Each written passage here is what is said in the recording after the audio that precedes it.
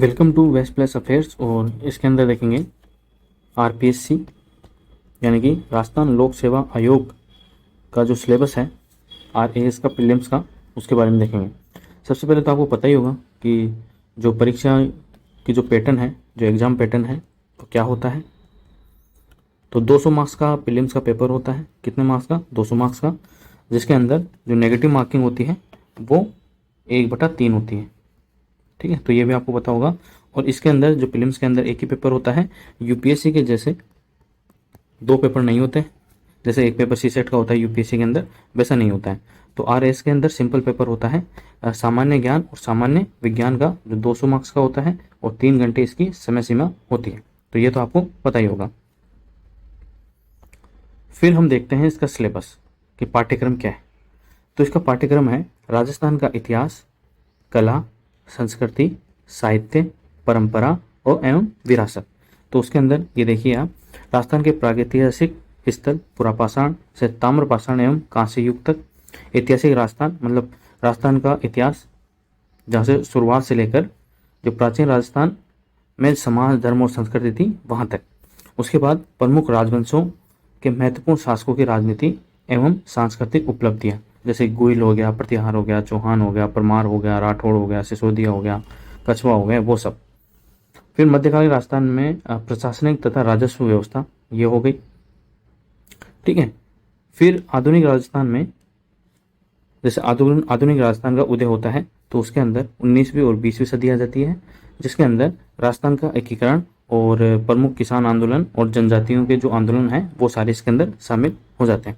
इसके अंदर राजनीतिक जागरण भी आता है, जिसके अंदर प्रमुख सभाएं होती हैं, समाचार पत्रों का उदय होता है, राजनीतिक संस्थाओं की भूमिका होती है। तो वो सब इसके अंदर आधुनिक राजस्थान का उदय के अंदर शामिल होता है। उसके बाद है राजस्थान की वास्तु परंपरा। और वास्तु परंपरा, वास्तु से आप समझते होंगे, जैसे मंदिर हो गए, किले हो गए, महल हो गए, मानव निर्मित जलीय संरचना हो गए, जैसे टाँका, खड़ीन, नाड़ी, तालाब, ये सब। फिर चित्रकला, चित्रकला की विभिन्न शैलियाँ हो गई, जैसे मारवाड़ शैली, ठीक है, हाड़ौती शैली, वो सब। फिर प्रदर्शन कला, प्रदर्शन कला आप समझते होंगे जो दिखाई जाती है, जैसे कि शास्त्रीय संगीत हो गया, शास्त्रीय नृत्य हो गया, लोक संगीत, वाद्य, लोक नृत्य, नाट्य, वो सब। फिर भाषा और साहित्य, धार्मिक जीवन, राजस्थान में सामाजिक जीवन, सामाजिक जीवन में जैसे मेले, त्योहार, सामाजिक रीति रिवाज तथा परंपराएं, वेशभूषा एवं आभूषण। ठीक है। और राजस्थान के प्रमुख व्यक्तित्व, जो इम्पोर्टेंट व्यक्ति है राजस्थान के, जिन्होंने राजस्थान की आज़ादी और प्राचीन मध्यकालीन के अंदर जो भी महत्वपूर्ण व्यक्ति रहे, शासक रहे, उनके बारे में इसके अंदर पढ़ा जाता है। तो राजस्थान का इतिहास, कला, संस्कृति, साहित्य, परंपरा और विरासत के अंदर ये प्रमुख पाठ्यक्रम शामिल है। फिर देखते हैं भारत का इतिहास। तो भारत के इतिहास में प्राचीन काल, मध्यकाल, तो ये दोनों तो आ ही गए। प्राचीन काल के और मध्यकाल के अंदर आपको पता ही है भारत के सांस्कृतिक आधार क्या है, तो सिंधु घाटी सभ्यता या फिर वैदिक सभ्यता। उसके बाद धार्मिक विचार आ गए, प्रमुख राजवंशों के महत्वपूर्ण शासकों की उपलब्धियां, जैसे मौर्य, कुषाण, सातवाहन, गुप्त, चालुक्य, पल्लव, चोल इत्यादि। फिर भारत की प्राचीन कला और वास्तु, प्राचीन भारत में भाषा और साहित्य का विकास, जैसे संस्कृत हो गई, प्राकृत हो गई, तमिल हो गई। फिर सल्तनत काल, सल्तनत काल के अंदर कुतुबुद्दीन ऐबक आता है। ठीक है। प्रमुख सल्तनत शासकों की उपलब्धियां और विजयनगर सांस्कृतिक उपलब्धियां। तो विजयनगर आपको पता है दक्षिण के अंदर एक राज्य था, ठीक है, जिसकी स्थापना 1336 के अंदर होती है, किसके द्वारा? हरिहर और बुक्का द्वारा। फिर मुगल काल आ जाता है, अकबर का शासन, तो उसके अंदर अफगान, राजपूत, दक्कनी राज्य और मराठा, ये सब शामिल होते हैं। फिर मध्यकाल में कला एवं वास्तु, चित्रकला, संगीत का विकास। फिर भक्ति भक्ति आंदोलन आता है। फिर सूफी आंदोलन आता है और धार्मिक साहित्य का योगदान होता है। तो ये भारत का इतिहास है, जो कि प्राचीन काल और मध्यकाल का है। फिर आधुनिक काल से सर्वाधिक क्वेश्चन आते हैं, वो भी कब तक? मतलब 19वीं शताब्दी से लेकर 1964 तक के। ठीक है। जिसमें आधुनिक भारत के अंदर वो सारे गांधी जी के सारे आंदोलन आ गए। कांग्रेस का स्थापना है वो भी आ गया, कांग्रेस की भूमिका आ गई, प्रेस और पश्चिमी शिक्षा आ गई, धार्मिक सुधार आंदोलन आ गए, विभिन्न नेता और संस्थाएं आ गए। फिर स्वतंत्रता संघर्ष के दौरान भारतीय राष्ट्रीय आंदोलन, विभिन्न अवस्थाएं, धाराएं, महत्वपूर्ण योगदानकर्ता, देश के अलग अलग हिस्सों में उन्होंने कितना योगदान दिया, तो वो सब इसके अंदर शामिल है। मॉडर्न हिस्ट्री ऑफ इंडिया, मतलब भारत का आधुनिक इतिहास के अंदर। फिर स्वतंत्रता के बाद राष्ट्र निर्माण, राज्यों का भाषाई पुनर्गठन, आपने फजल अली आयोग सुना होगा, जो भाषाई आधार पर राज्यों का गठन करते हैं। फिर नेहरू युग आता है, हमारे देश के प्रथम प्रधानमंत्री का निर्माण। फिर विज्ञान एवं तकनीकी का विकास, साइंस एंड टेक्नोलॉजी का कैसे डेवलपमेंट होता है उसके बारे में भी इसके अंदर दिया गया। फिर जो नेक्स्ट है वो है वर्ल्ड और भारत का भूगोल यानी कि ज्योग्राफी। तो ज्योग्राफी, वर्ल्ड की ज्योग्राफी में प्रमुख स्थलाकृति जैसे पर्वत हो गए, पठार हो गए, मैदान हो गए, मरुस्थल हो गए, तो वो सब। प्रमुख नदियां एवं झीलें, कृषि के प्रकार, प्रमुख औद्योगिक प्रदेश, पर्यावरण मुद्दे। तो ये सारी चीज़ें विश्व के अंदर है। और भारत के अंदर क्या होगा, प्रमुख स्थलाकृति वही सेम सारी नदियां, झीलें, मानसून तंत्र, वर्षा वितरण, प्रमुख फसलें, प्रमुख खनिज, ऊर्जा संसाधन और प्रमुख औद्योगिक प्रदेश, मतलब कहाँ पर औद्योगिक जो संस्थान है वो लगाए गए हैं, इंस्टीट्यूशन लगाए गए हैं, राष्ट्रीय राजमार्ग और उनके परिवहन गलियारे, तो वो भी शामिल है इसके अंदर। फिर है राजस्थान का भूगोल। तो राजस्थान का भूगोल से आप परिचित तो होंगे, फिर भी एक बार सिलेबस के अकॉर्डिंग अगर आप तैयारी करोगे सिलेबस के अकॉर्डिंग, तो आपके पास एक डायरेक्शन रहती है, एक निश्चित रास्ता रहता है जिससे आप भटकते नहीं हो। ठीक है, तो सिलेबस आपको वो रास्ता देता है, वो डायरेक्शन देता है जिससे आप विचलित नहीं होते हो। तो हमेशा अगर आप तैयारी करें हो तो आपके सिलेबस या तो आपको याद होना चाहिए या फिर हार्ड कॉपी के अंदर आपके सामने होना चाहिए हमेशा। ठीक है, और अगर आप प्रीवियस ईयर के क्वेश्चन भी अगर आप देख लेते हो, उनके ऊपर जज करके आप ये पता लगा लेते हो कि कौन से क्वेश्चन ज़्यादा आ रहे हैं, कौन से टॉपिक से ज़्यादा आ रहे हैं, तो आपको ये पता लग जाएगा कि कौन सा टॉपिक आपको छोड़ना है, कौन सा टॉपिक ढंग से पढ़ना है। ठीक है, तो आपकी तैयारी में 4 चांद लग जाएंगे। अब राजस्थान के भूगोल के अंदर वही सारी चीज़ें, नदियाँ हो गई, जलवायु हो गई, प्रमुख नदी और झीलें हो गई, प्राकृतिक वनस्पति मृदा हो गई, प्रमुख फसलें हो गई, प्रमुख उद्योग हो गई, सिंचाई परियोजनाएं हो गई, जल संरक्षण तकनीकें हो गई, जनसंख्या हो गई। अब जनसंख्या तो वो 2011 की जो जनगणना है उसी के आधार पर होगी अभी तक तो, बाकी अभी जो नई जनगणना आएगी उसके आधार पर बाद में आएगी।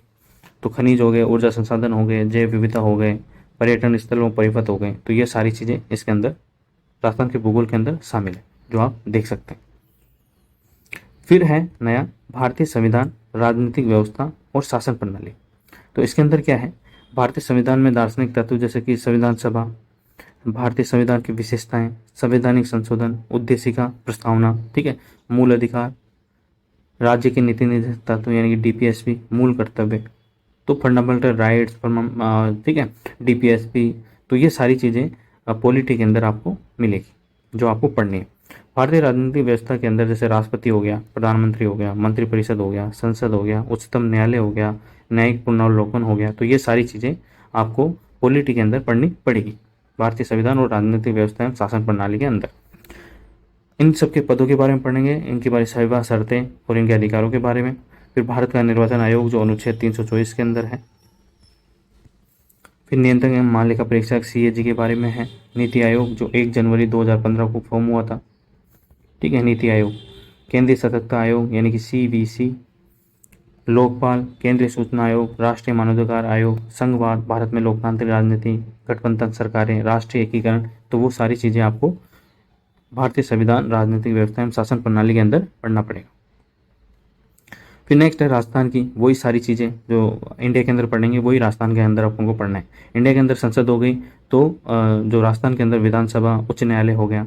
ठीक है, तो प्रशासनिक व्यवस्था, जिला प्रशासन, स्थानीय स्वशासन एवं पंचायती राज संस्थाएं, लोक सेवा आयोग, ठीक है, राज्य मानवाधिकार आयोग, लोक आयोग, राज्य निर्वाचन आयोग, राज्य सूचना आयोग, लोक नीति एवं अधिकार, लोक नीति, विधिक अधिकार, नागरिक अधिकार पत्र, तो वो सारी चीज़ें आपको राजस्थान की राजनीतिक एवं प्रशासनिक व्यवस्था के अंदर पढ़ना पड़ेगा। तो आपको धीरे धीरे जैसे आप अपनी तैयारी के अंदर धीरे धीरे जैसे आप आगे बढ़ते हो तो आपको सिलेबस का इंपॉर्टेंस आपको पता लग जाएगा। आपको अपने मार्ग से विचलित होने की मतलब विचलित होने की जरूरत नहीं पड़ेगी। फिर नेक्स्ट है आर्थिक अवधारणाएं और भारतीय अर्थव्यवस्था। तो आर्थिक अवधारणाएं एवं भारतीय अर्थव्यवस्था के अंदर जैसे अर्थशास्त्र की मूलभूत अवधारणाएं जो होती हैं, जैसे बजट निर्माण हो गया, बैंकिंग हो गया, लोक वित्त हो गया, वस्तु एवं सेवा कर हो गया, जीएसटी हो गया। ठीक है, तो आप मुझे कमेंट बॉक्स में बताइए कि जीएसटी की शुरुआत कब की गई थी, लागू कब किया गया था। राष्ट्रीय आय हो गया, समृद्धि एवं विकास हो गया। ठीक है, तो लेखांकन हो गया, स्टॉक एक्सचेंज और शेयर बाजार हो गया, राजकोषीय एवं मौद्रिक नीतियाँ, सब्सिडी, लोक वेतन प्रणाली, ई कॉमर्स, मुद्रास्फीति, तो ये सारी चीज़ें इसके अंदर है। फिर आर्थिक विकास एवं आयोजन। ठीक है, अर्थव्यवस्था के प्रमुख क्षेत्र जैसे कृषि, उद्योग, सेवा, व्यापार, प्रमुख आर्थिक समस्याएं एवं सरकार की पहल, तो ये सारी चीज़ें हम इकोनॉमिक्स के अंदर पढ़ेंगे। मानव संसाधन एवं आर्थिक विकास जैसे मानव विकास सूचकांक HDI किसके द्वारा निकाला जाता है, UNDP द्वारा। ठीक है, वैश्विक खुशहाली सूचकांक, वो मतलब वर्ल्ड हैप्पीनेस इंडेक्स, गरीबी एवं बेरोजगारी की अवधारणा, कारण, प्रकार, निदान एवं वर्तमान फ्लैगशिप योजनाएं, वो सारी चीज़ें आपको पढ़नी पड़ेगी। सामाजिक न्याय एवं अधिकारिता, जैसे कमजोर वर्गों के लिए क्या क्या प्रावधान किए गए हैं गवर्नमेंट के द्वारा, वो सारी चीज़ें आपको ध्यान रखनी है। फिर है राजस्थान की अर्थव्यवस्था, जिसके अंदर आपको अर्थव्यवस्था का वृहद परिदृश्य है, कृषि, उद्योग, सेवा क्षेत्र के प्रमुख मुद्दे, समृद्धि, विकास और आयोजन, आधारभूत संरचना एवं संसाधन, तो ये सारी चीज़ें आपको राजस्थान की अर्थव्यवस्था के अंदर पढ़नी पड़ेगी, जिसके अंदर राजस्थान सरकार की प्रमुख कल्याणकारी योजनाएं भी इंपॉर्टेंट है, तो वो भी आपको देखनी पड़ेगी। फिर नेक्स्ट है विज्ञान एवं प्रौद्योगिकी, यानी कि साइंस एंड टेक्नोलॉजी के अंदर वो सारी चीज़ें पढ़नी पड़ेगी, जिसके अंदर जैसे साइंस में कौन कौन सी चीज़ आती है, जैसे फिजिक्स आ गई, ठीक है। फिर आपके पास आ जाएगी केमिस्ट्री आ गई, ठीक है, बायोलॉजी आ गई, बायोटेक्नोलॉजी आ गई, ठीक है। तो वो सारी चीज़ें आपको साइंस एंड टेक्नोलॉजी के अंदर पढ़नी पड़ेगी। इसकी तैयारी आपको अलग से नहीं करनी, बस अगर आपका बेसिक क्लियर है तो आप जो करंट अफेयर आते हैं, ठीक है, उससे भी आप इसकी तैयारी कर सकते हो, ठीक है। लेकिन उसके लिए पहली शर्त ये होगी कि आपको साइंस एंड टेक्नोलॉजी का बेसिक क्लियर होना चाहिए। इसके अंदर डिफेंस भी आ जाएगा और करंट अफेयर इंपॉर्टेंट है इसके लिए। फिर जैसे एक ही पेपर होता है इसका, तो इसके अंदर तार्किक विवेचन और मानसिक योग्यता भी होगी, मतलब मैथ भी होगी, रीजनिंग भी होगी, ठीक है। तो जैसे कि कथन एवं मान्यताएं, कथन एवं तर्क, तो ये सारी चीज़ें होंगी। फिर मानसिक योग्यता के अंदर संख्या, अक्षर, अनुक्रम, डिकोडिंग, दिशा डायरेक्शन वाले, ठीक है, वेन डायग्राम वगैरह, आकार विभाजन, तो सारी चीज़ें जैसे मिरर इमेज वगैरह, तो ये सारी चीज़ें आपको मैथ के अंदर देखने को मिलेगी, रीजनिंग और एप्टीट्यूड के अंदर। फिर है करंट अफेयर, यानी कि समसामयिक घटनाएं। तो राजस्थान की भारतीय अंतर्राष्ट्रीय महत्व की प्रमुख समसामयिक घटनाएं और मुद्दे, वर्तमान में चर्चित व्यक्ति और स्थान, संस्थाएं, खेल एवं खेलकूद संबंधी गतिविधियां, तो ये सारी चीज़ें करंट अफेयर के अंदर आएंगी, जो आपको तैयार करने हैं लगभग 1 साल का, ठीक है, या लगभग 1 साल का। लेकिन अब जैसे अभी एग्जाम हुआ है, तो उस एग्जाम के बाद 2021 का जो एग्जाम हुआ है, उस एग्जाम के बाद से करंट अफेयर आपको ध्यान रखना है। तो ये था राजस्थान के प्रीलिम्स का सिलेबस, जो हमने बारी बारी से देखा, ठीक है। तो इस सिलेबस के अकॉर्डिंग आप अपनी तैयारी शुरू कर सकते हैं।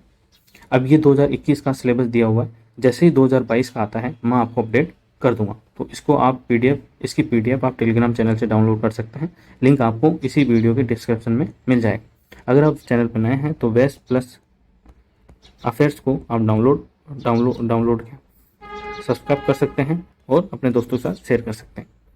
Thank you.